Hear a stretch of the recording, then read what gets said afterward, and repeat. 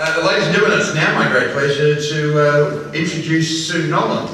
Is everyone getting a bit of a fuzzy head by chance this morning? Anyone at all? Just, yeah. Could be asked for your opinion in a little while. Sue, for those I'm sure you must have heard, spoke at the Women in Contracting session here at conference on Sunday, and she was simply amazing. I think I've had just about every single person that was there rave about how great that session was. She has a breadth and depth of knowledge in her area of expertise second to none. Everything from being a forensic scientist to being an expert, giving expert testimonials. She's been involved with a couple of Olympic Games on that side of the fence and helping over 1,500 companies, and that's just in Australia and New Zealand. She's truly qualified to speak on her subject. Would you please join me and help me welcome Sue Nolan, ladies and gentlemen. What are the benefits of a robust drug and alcohol program? Well, certainly you see reduction in accidents, absenteeism, mistakes, errors, staff turnover, petty crime and so on. And certainly productivity you'll see improves, the quality of the output, the quality of the judgments, staff morale overall improves so people know they're not working on piss going wide on methamphetamine people. And of course we've got the very important health and safety compliance in both countries. Now, you've got your bit of paper with coloured pictures all over it. These are the drugs that are readily available out there. So on table 1, on the first page, we've got the depressant drugs. Now these are the things that slow you down, slow the brain wave down.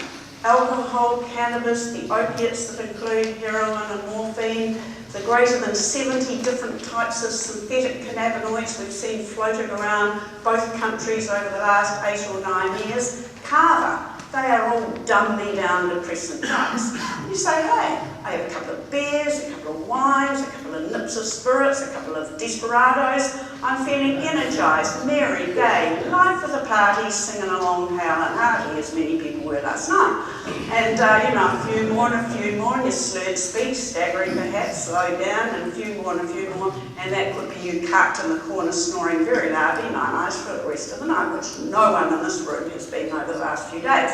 So what we're looking is at the dominant effect as opposed to the transient phase you go through to hit that peak.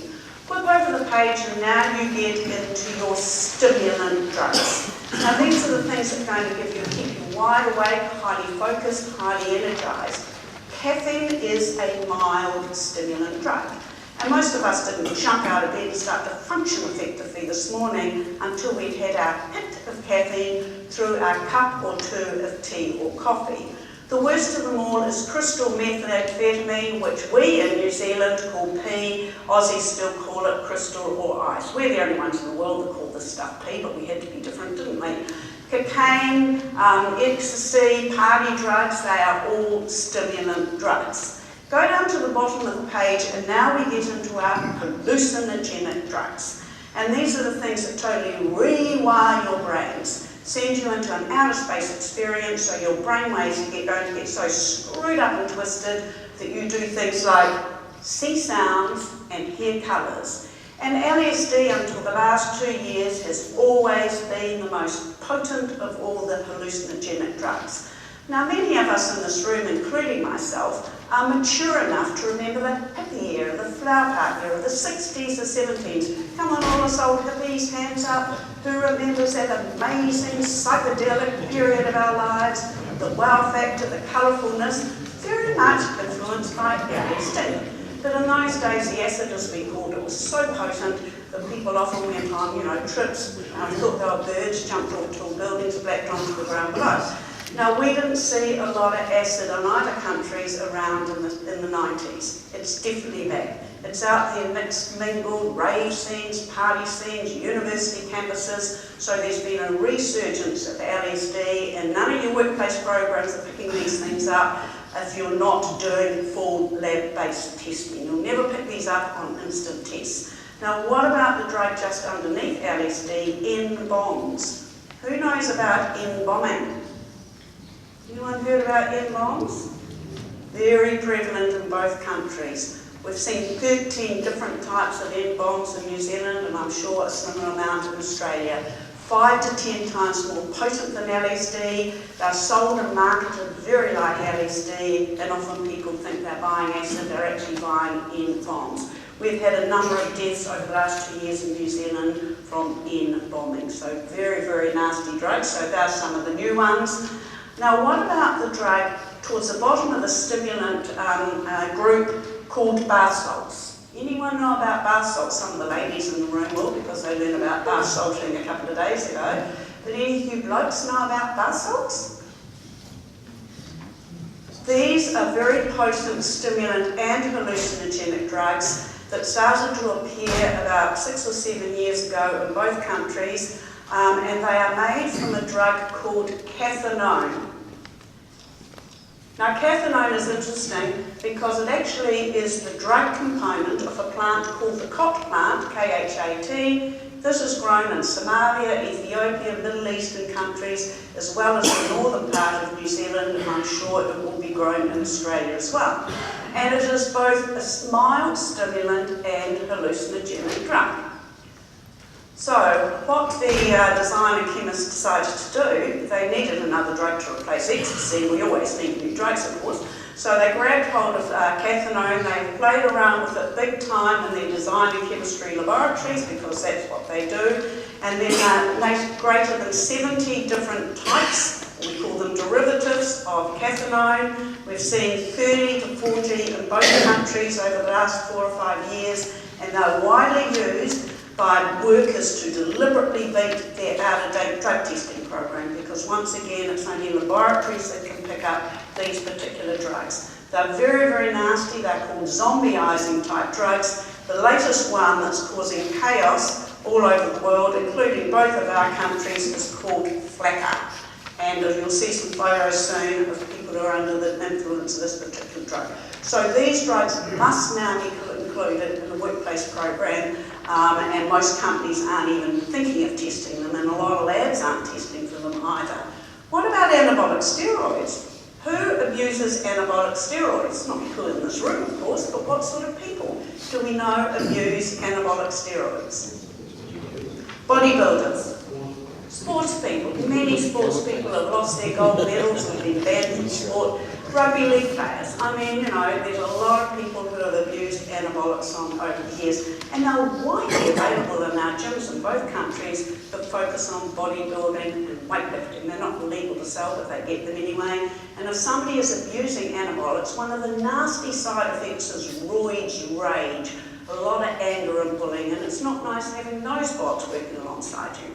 Now, if you want somebody tested for anabolics, the only laboratory in Australasia is the Sydney Olympic Lab, because they are the only sports drug testing laboratories are the only ones that can test for anabolic steroids. So sometimes we have to send our samples over to Australia to get tested.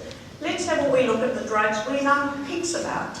And this was a hydroponic seizure that was actually found in the basement of a student flat in Dunedin in the South Island. Good stuff, eh? We've got so much dope around in both countries. We have these people extracting the goo and turning it into the sticky resin that's a lot easier to distribute. And up until the year 2000, you know, Aussies and Kiwis were mainly into dumb-me-down depressant drugs. Aussies had a few amphetamines floating around in the 90s, we didn't, but we're both heavily into dumb-me-down depressant drugs. Alcohol, cannabis, and even in the 70s there was heaps of pure heroin around coming straight from northern Thailand. In New Zealand we called it the Mr. Asia era. Now, do any of you recall the Mr. Asia era or watch the Underbelly programs? Headed up by our Kiwis. Terry John Clark, Marty Johnson took it to Oz, eventually to the UK, and I remember it pretty well because I got the job as a young forensic scientist to analyse most of the heroin seizures that got picked up both by New Zealand, Australian Police and Customs, and ended up spending 18 months for a pretty scary time of my life being protected as the expert witness who had to kind of hang around long enough, hop into the witness box, give evidence when the syndicate got busted, because lots of witnesses weren't capable of turning up to those trials. If you watch the Underbelly programs, the syndicate had rather nasty ways of getting rid of threats. Clearly I survived, and when the heroin did dry up, it left behind a bunch of addicts. So what do Kiwis say when we can't get stuff anymore? Just make it. So late 70s, all over the country, these home-baked labs started popping up. And all people do here is they toddle into the chemist shop and get Panadeine tablets that contain codeine, extract the codeine, do some witchcraft-type chemistry, turn it into a very impure mixture of codeine, morphine and heroin. And in New Zealand, we're the only ones now that still do home baking. The Aussies tried it a bit but found it was too hard, so they just import heroin now, but we mainly, most of our heroin is still from this crappy old home-baked stuff.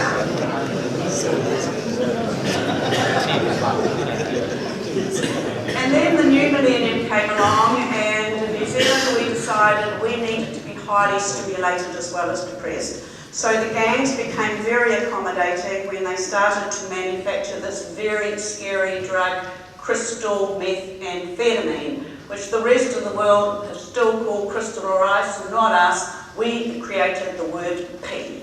P because most of our crystals have been pretty pure, and P because it's mainly distributed in little bags which are called P bags or point bags. And it's manufactured in these clean, tidy, high-quality controlled plant-based laboratories. Wouldn't you love to work in an environment like this? Be no surprise to you that they do blow themselves up, burn the place down, gas themselves. And this was actually a state house in Lower Hutt, in the bottom of the North Island, that exploded when the P lab went wrong. So pretty nasty stuff. Now, that's what we were doing in New Zealand, making it out of pseudoephedrine precursors until about 12 months ago. And now they're mainly importing it either as pure crystal meth, and here we've got $500 million stash just dumped off at 90 Mile Beach just about a year ago, and more recently they've been importing it like in these sorts of containers with a blocking agent attached to it, and then they get it through the borders, just miraculously remove the T-block, and out pops the beautiful crystal. So they don't even bother making it out of pseudoephedrine anymore. Australia's got a big ice problem as well, and you make it very well there as well. But we are the world leaders in New Zealand of per capita of crystal methamphetamine P. Aussies are number 2, New Zealand, we've got the gold medal, and we've had it now for over 4 years. So, there you go. What about cocaine? Well, it's one of the few drugs that we don't have a lot of in New Zealand. Australia's cocaine problem has exploded over the last 4 or 5 years, particularly in New South Wales and Sydney, but other parts of Oz as well. But we're starting to import it pretty well as well. So this stash was imported about 6 or 9 months ago, and then one of our New Zealand yachties went and intercepted this $300 million worth in a yacht in the Pacific, and it was about to land it in Australia and then transport some of it over to New Zealand when he got intercepted. So watch the space. Certainly cocaine is on the rise. It's pretty expensive at the moment, but it's all about supply and demand. And then, of course, we've both been big users of ecstasy for many, many years. And ecstasy, if it's the traditional ecstasy, will be an amphetamine-type drug, one of these, mainly cute little tablets with funny logos over them. But a lot of the ecstasy now has been replaced by these cathinone derivatives, which are called bath salts in Yankee Land, plant food in the UK, and then some people in Europe call it jewellery cleaner. I don't know why. But as I said, we've seen there's over 30 different types we've seen, and this one, flacker, these are sorts of behaviours people are displaying when they're totally off their face on flacker. A&E departments, if they end up at A&E, have to put them into straitjackets before they can start treating them. That's how badly out of control they are. And then what about the synthetic cannabinoids? Well, in both countries for the last 9-10 years, these teeth have been really available. And we've seen over 64 different types. The latest one that has killed 20 people in New Zealand in the last 2 months and hundreds ending up in A&E is this nasty thing called ABM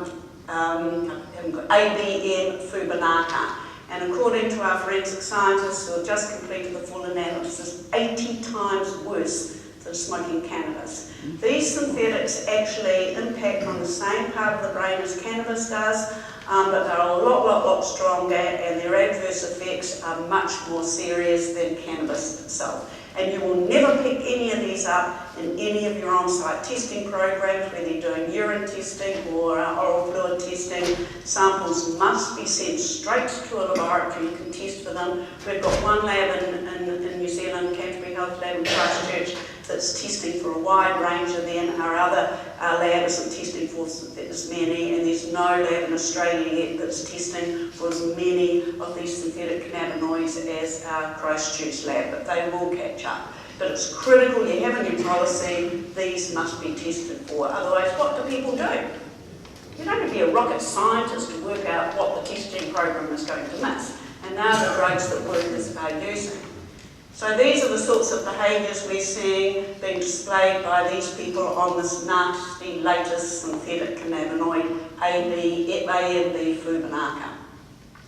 And here we've got our hallucinogenic drugs, and you can see our LSDs and our N-bombs are very similar in the way that they're imported. Sheets of paper that look a bit like blotting paper, divided into wee squares. Each of those squares is a ticket or a tab, one dose. So it either gets popped under the tongue, or some people are so crazy they shove it into their eyeball, hallucinating madly in no time at all, Lucy in the Sky with Diamonds the way out there. So, you know, that's a rapid introduction to the drugs that are out there, okay? And there are many more on your sheets of paper as well. So, having introduced you to the old and the modern drugs, what the heck should you be testing for if you are running a workplace drug testing program? Well, let's list these things here. Now, clearly, traditionally, these things in red have always been tested for. Cannabis, the opiates, cocaine, and the amphetamine type substances, which include PI, speed, ecstasy, and some party pills. So they are easy to test for using on-site instant screens. But all of our new ones that you must now include in your policy include the synthetic cannabinoids, including this thing called fubinaca, our cathinones, including this thing called flakka, LSD and N-bombs, a lot of prescription drugs. There's a huge range of opiate-type drugs and painkillers that are being abused, as well as being legitimately prescribed. Oxycodone, in Australia it's crazy, tramadol. All these people who are on these, and they're not meant to be, or they're now dependent on them, and a lot of the tranquilizers, sedatives should now be automatically included. And then we've got all these party drugs. You know, they're being imported into both countries all the time. You know, sometimes they're legal, then they turn into a illegal drug, but we don't care about legality in the workplace program. If it's a mind-altering substance, it must be included in your testing suite.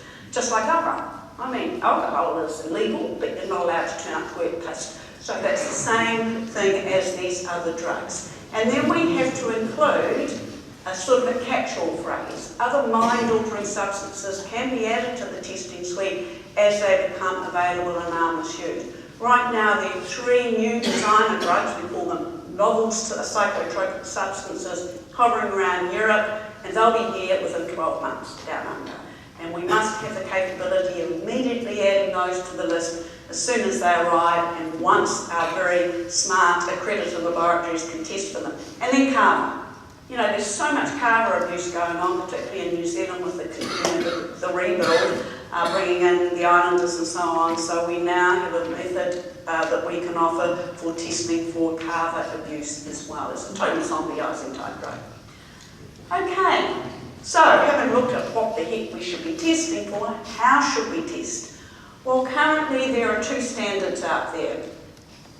There's the urine testing standard, which was put out in 2008, and this will be updated next year, but you can totally comply with the standard. Actually have been on the committee for the standard since 1995.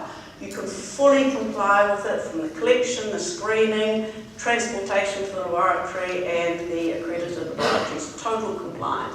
What about the oral fluid standard that was put out by the Aussies in 2006? when there was very little known about oral fluids. So Kiwi said, no, we don't want to be part of something when we don't know much about it. But the Aussies needed to do it because the Victorian Roadside Police desperately wanted to do saliva testing, so they need a standard to test from. So I wasn't on this committee, fortunately, because as soon as the standard was released, it was considered all over the world by toxicologists as a total dog. You know, nobody knew, we all knew that nobody could comply with it. There was no way that any of the on-site testing devices were ever going to be reliable or sensitive enough to pick up the drugs that were interested in, particularly cannabis, and that was the worst one. And the labs were fine, but in New Zealand, Australia, everybody wants to start doing on-site testing before sending to the laboratory. So it got to the stage, but a lot of the unions said, no, you have to do oral fluid testing. So quite quickly, a lot of the companies in Australia said, yep, we have to move to oral fluid testing, whether it's good or bad or not, we'll do it anyway. And, you know, probably about 40% of the testing in Australia is using oral fluid, way less than 5% in New Zealand. But it got to the stage in 2013 where NADA, which is the accreditation body in Australia, said, hey, we're not able to accredit facilities to cover on-site screening for drugs and oral fluid due to a number of significant technical issues which we can't resolve, meaning pretty much on-site testing is a waste of time. So that did set the cat among the pigeons, particularly for those companies embracing on-site. Some of them went back to urine testing, some said, oh, well, we'll just keep using the shonky method regardless. But Standards Australia then had to respond to that, and Standards New Zealand said, yep, we'll join with you to update this standard to something that is a lot more sensible. I'm on the committee and a few other Kiwis as well. And that was in 2014. It took 12 months to actually form the committee, and the first draft of the standard didn't come out until earlier this year for public comment. Hundreds and hundreds of pages of public comment came back, as you would expect. So we've just, as a committee, completed the second draft, which I would imagine will be out for public comment within the next couple of weeks. And then by the time we get those comments back, which people get 6 weeks to do, there is no way that the updated standard is going to see the light of day until probably March, April next year. So in New Zealand, the companies are all being asked to stay on hold until such stage as we do have a robust standard. But even then, there won't be devices out there that can comply. It's going to take months for collection devices, screening devices, transportation devices to be developed. And we don't even have an accredited lab in New Zealand yet, and that will take time as well. So watch this space. So with urine testing, we test to this standard, but the important thing is to understand we're not looking for just minute traces of drugs that are floating around in somebody's system. We're looking to see if these are there at quite high levels. And we call these cut-off concentrations, and these things are dictated by the international standards and agreed to internationally by toxicologists actually. And the laboratory, once a sample goes to the laboratory to get confirmed, they're only going to report a positive finding if they find the specific drug and the level is there at or above the cut-off concentration. If they find the drug and it sneaks in below the cut-off concentration, they should be reporting back a negative finding, and they should not contact the client and say, hey, found a trace of it, didn't quite get to the mark, but watch that bod, you might have a better chance of getting a bit better hit next time. They'd lose their accreditation if they reported below the cut-off. So what do the cut-offs mean? Well, if somebody scores at or above the urine cut-off, it means they've recently used the drug or are always on it, and the amount that's floating around in the system is considered to be a risk amount, unacceptable risk to be rocking up to work with that amount of substance in their system. But I'm sure many of you who are doing testing have heard so many excuses when somebody tests positive to any substance, particularly a substance like cannabis. And the storyline will go a bit like this. I was at the party surrounded by dope smokers having to passively inhale everybody else's secondary cannabis, which you would. But nobody can passively inhale sufficient cannabis and get close to the cut-off level for cannabis. So if anyone comes up with that excuse, you don't even have to ring me up to ask my opinion. That person is talking the biggest load of bullshit. They've definitely smoked the stuff recently or eaten some delicious dish, hash stew, hash cookies, something like that. So you can annihilate that excuse before they close their mouths. What about alcohol testing? Well, most alcohol testing is done using very good breath testing devices, and there are a variety of devices out there that comply with this particular standard here. But what a company has to decide is, what is our alcohol tolerance going to be? Now, most New Zealand companies, and probably most Australian, but not all, do say 0 alcohol tolerance across the board. No amount of grog in your system when you rock up to work, and no amount of grog in your system during your working day, working shift, because that means you're either drinking on the job or hurling off to the local pub to have a pie and a pint over lunch. So 0 tolerance is the norm now in New Zealand. The other option is to have the level for drink driving, which currently now is the same in both countries. For over 20-year-olds, we breath test here as opposed to blood tests, 250 in the breath. Under 20-year-olds, it's 0 tolerance. Now you can see that even though I've talked about 0, I've actually got a level of 100, which for you Aussies, you equate that back to breath test, blood test, which is 0.02. And you might say, well, why the heck do we have that small tolerance level there? Well, some people can manufacture tiny amounts of alcohol in their gut by bacterial breakdown. We do have some medications with small amounts of alcohol, so we want to make sure those people aren't compromised when they're tested. We can clearly say if somebody scores 100 or above, or 0.02 or above, then it is from drinking grog. Okay, so it's important to consider that when you're writing your policies. Yes, on average we can metabolize 1 standard drink an hour, which is a nip of spirits, and of course the nips you get at the bar is 2 nips. A can of beer or a stubby, that's between 1 to 1.5 standard drinks. I enjoy wine. If I shared a bottle of wine over dinner, over an evening, I would be drinking 4 standard drinks. So, you know, what we say to people when I'm doing training like this for staff or somebody, you know, let's say, you know, you go home tonight, you're so excited about what you hear today, you think you need to celebrate, so you might have a couple of beers before dinner, a nip of spirits, a wine or so, you might have 2 or 3 glasses over a meal as well. Let's say by that stage you've drunk between 3 to 5 standard drinks. You start drinking at a civilised hour, 6:37, you get in bed before midnight. Those 3 to 5, and you had a decent meal of course, those 3 to 5 drinks would have flushed out of the system by midnight, early hours in the morning. But if somebody is still pissing up at midnight, 1, 2, 3, loading more and more and more drinks into the factory, and they're all swilling around there waiting to be processed, that person wouldn't be okay when they had to rock up to work 6, 7 or whatever time you guys rock up to work in the morning. So all we're saying, if somebody wants a few drinks the night before going to work, they need to stick to the counting game. Okay, let's talk about who the heck can you test in a testing program.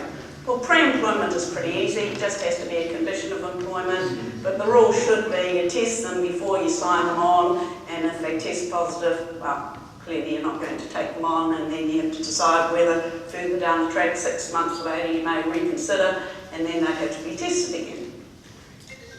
Post-accident and post-incident, this is where there has been a serious accident or operating incident. Somebody might have had to toll off and have medical treatment, a lost time injury, a serious harm loss, or even worse, a death, a serious near miss, or where there's been significant damage to vehicle, plant, equipment, properties.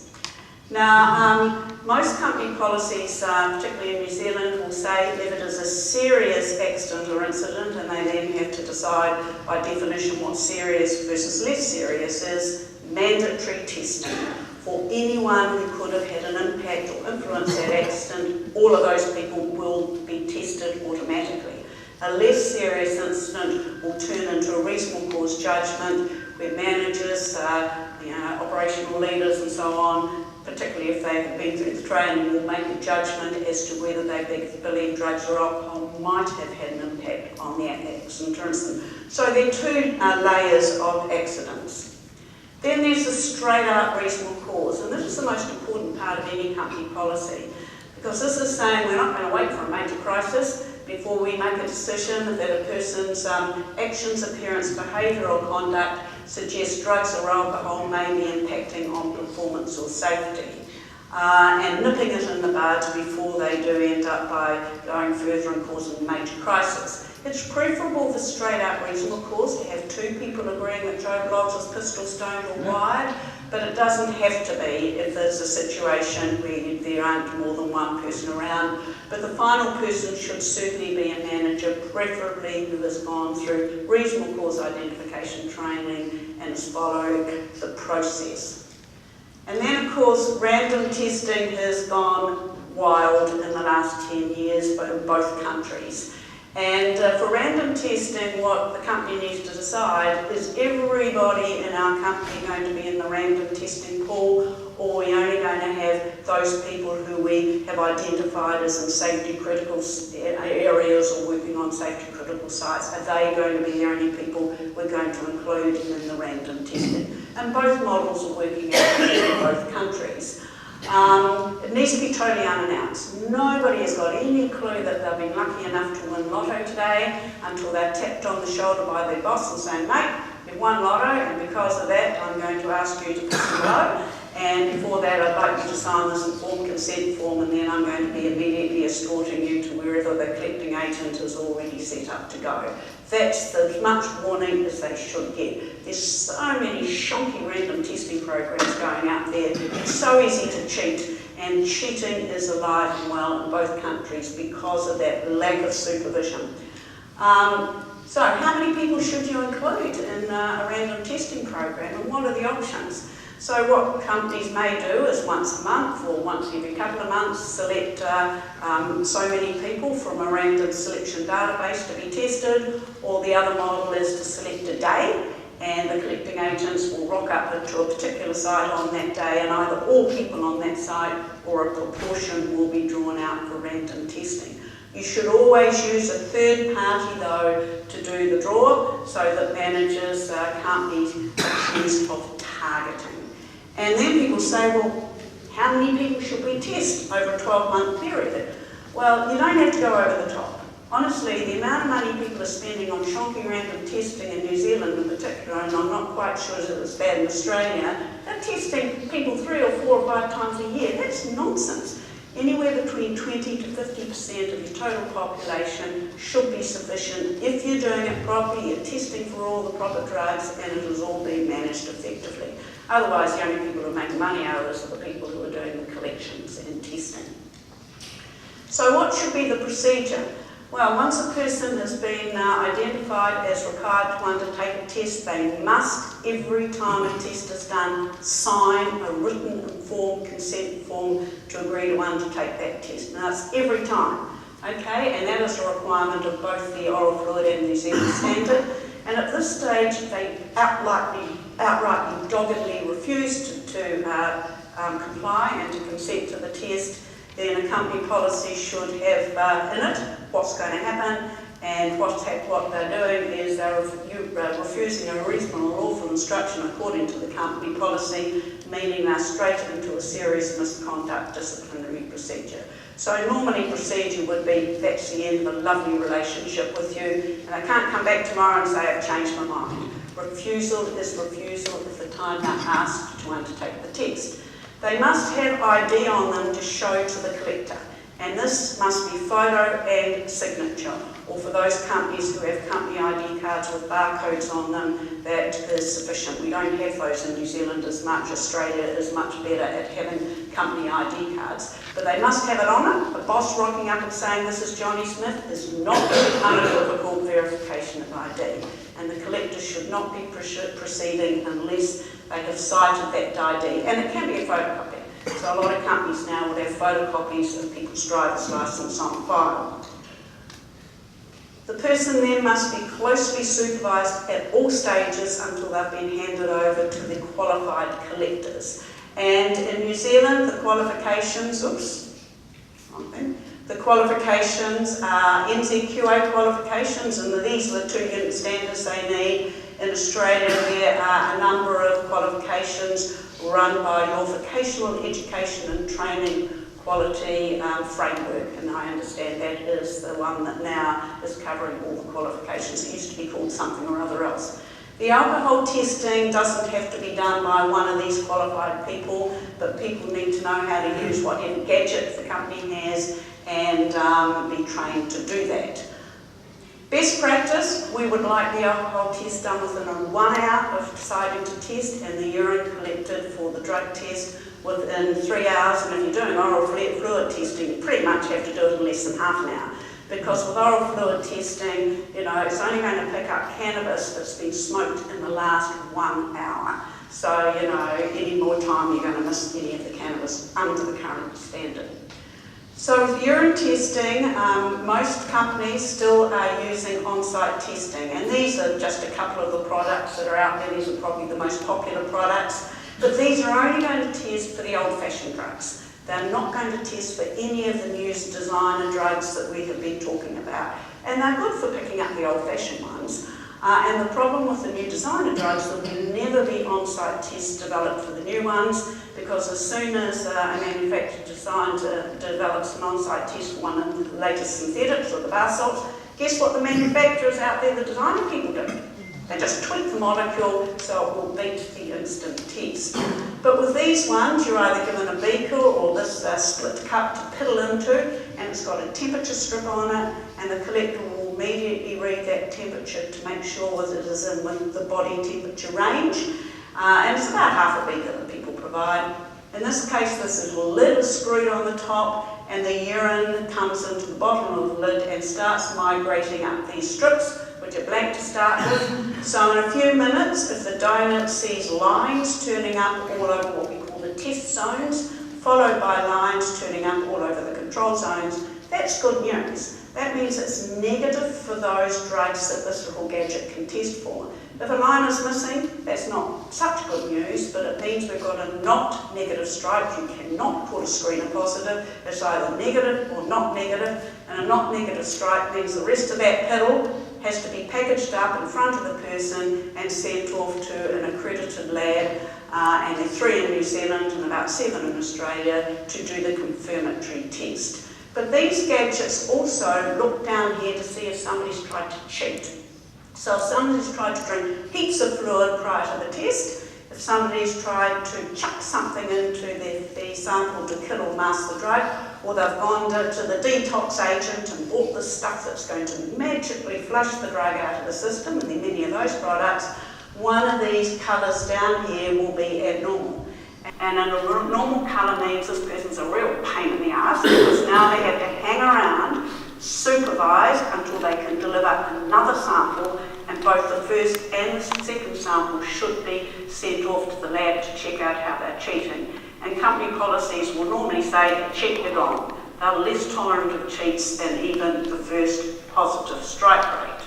So, the best way of cheating is substitution, and not just giving your mates, your partners, your kids to piddle into a bottle or a condom, going and buying your artificial wee-wees. So you can buy dehydrated piss at all sorts of different outlets in both countries, heaps of it around, over the internet, or you go to the sex shop, or there are all sorts of alternative shops. Or what they do now, they stash artificial wee-wees. All our construction sites have got sort of little packages of artificial piss hidden around, railway work yards, out in the forest, they just stack them behind trees. So as soon as they know a collector has rocked up to do the testing, it takes 2 minutes to go and grab your artificial piss. Grab your artificial wee-wees in a sachet. They even sell you little containers like this with a temperature strip on it and a wee mark on it to say this is how much you make it up. And you can even get little warmers to wrap around it. Those people who have been skiing, the things you put in your ski gloves, well, they have those as well. You wrap them around and start to warm it up. 2 minutes in the loo to make up your artificial wee-wees. And all over the world, including both our countries, this is how they're cheating. So if the managers have not closely supervised somebody from the time they've decided to test, all you're doing is inviting them to go and rescue their artificial wee-wees from their boot of their car or their locker, or they might even have it in their pocket, and make it up in the loo in a couple of minutes. It's so simple. That's the best way of cheating. And then, of course, we have a slightly more sophisticated one called Wizinators. And, we can select the colour. And and they can get the gadgets without the artificial penis attached, so that's cool, isn't it?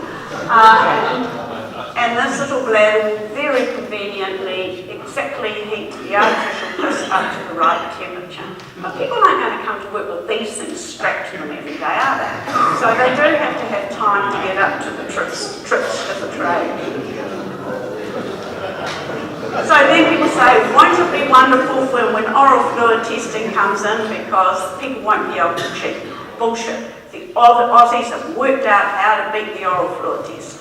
So all they do is they run around with a firm toothbrush in their pockets, and as soon as they've smoked the joint in the shed or the car or behind the tree in the forest, they pull out their toothbrush and they scrape off the mucosa from their inside their mouth and their tongue, because with cannabis you're only ever going to pick up the residues from the last joint they smoked. So once you scrape that all out, you've now got nothing left to be picked up. And they've also developed acid washers, which they rinse their mouth, and these saliva detox kits are alive and well. So good on Aussies, they've sorted it all out before we have to worry about it in New Zealand.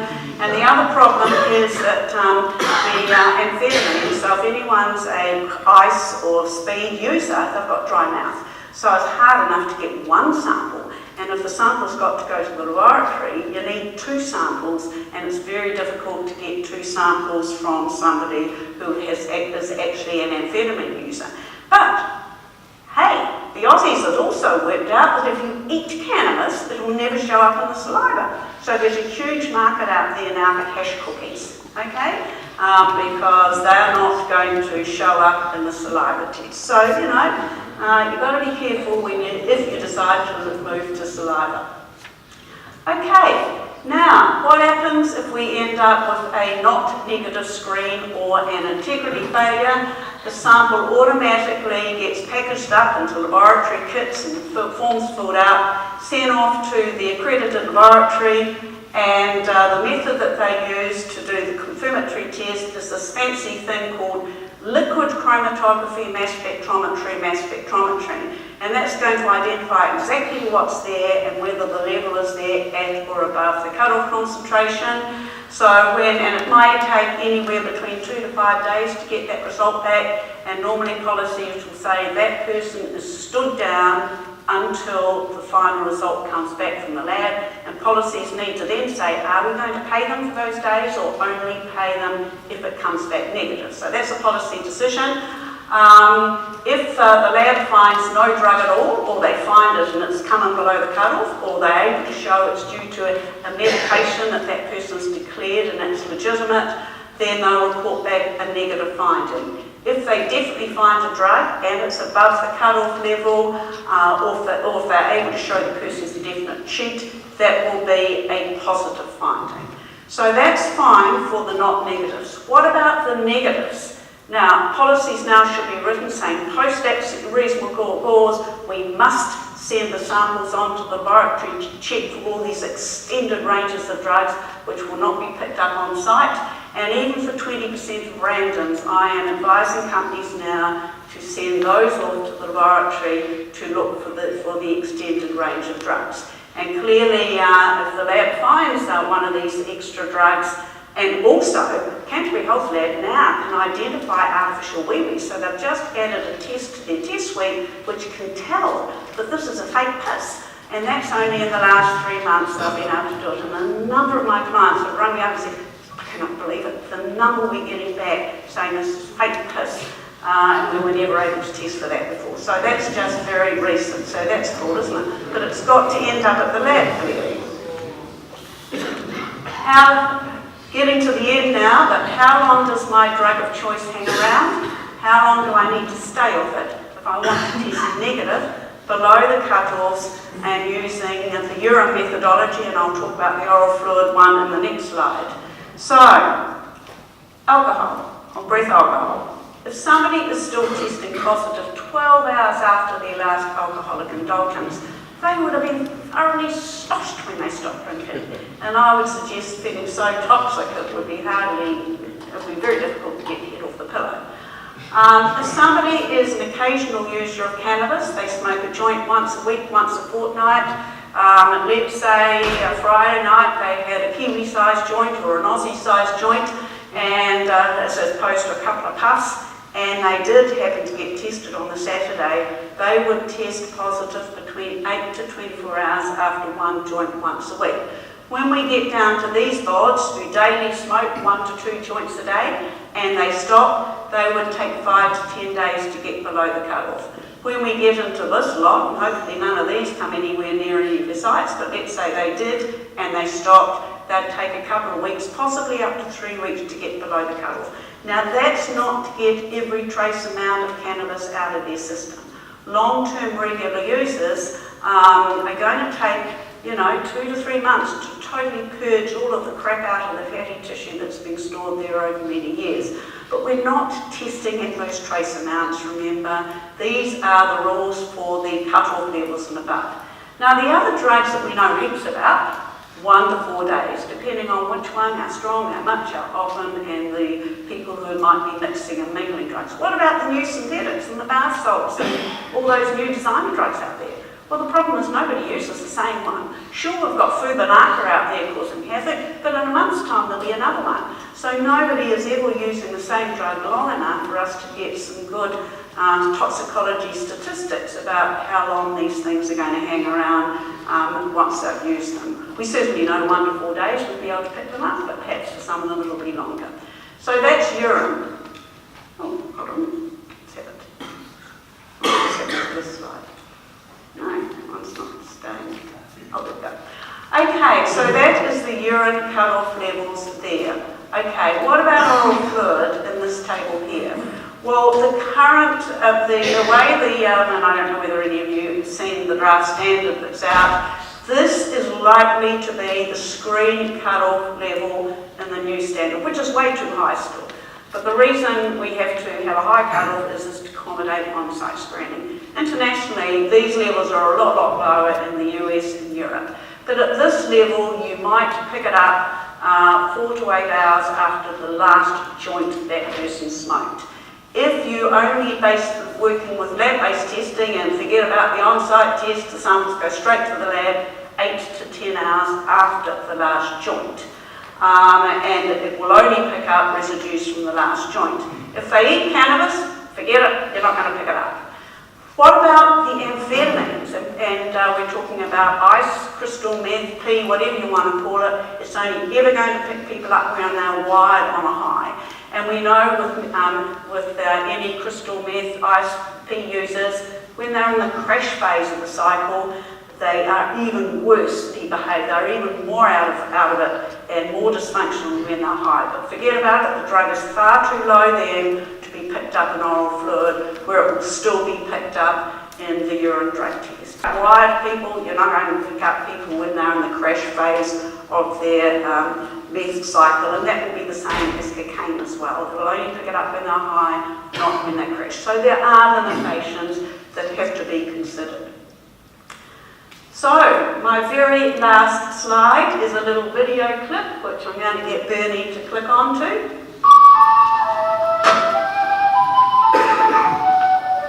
The wood spider is the most accomplished of all web-building species.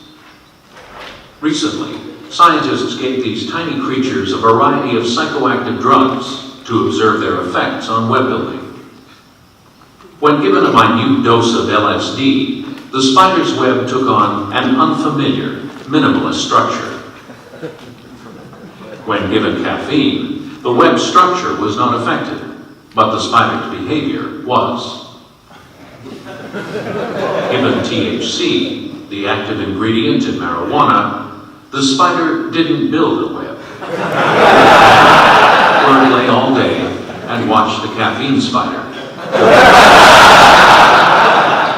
When given alcohol, the spider built a web, found a mate, and raised over 100 young. And now the spider can't go within 100 centimeters of the web. The crack cocaine spider figured building webs was for suckers, waited till the caffeine spider was exhausted, then came up behind it and popped a cap in its ass. Nice web, Mr. Crack Spider. When winter came, the marijuana spider had no place to live. It ended up in the crack web, as the crack spider's bitch. For more information on the crack spider's bitch, contact the Canadian Wildlife Service in Ottawa.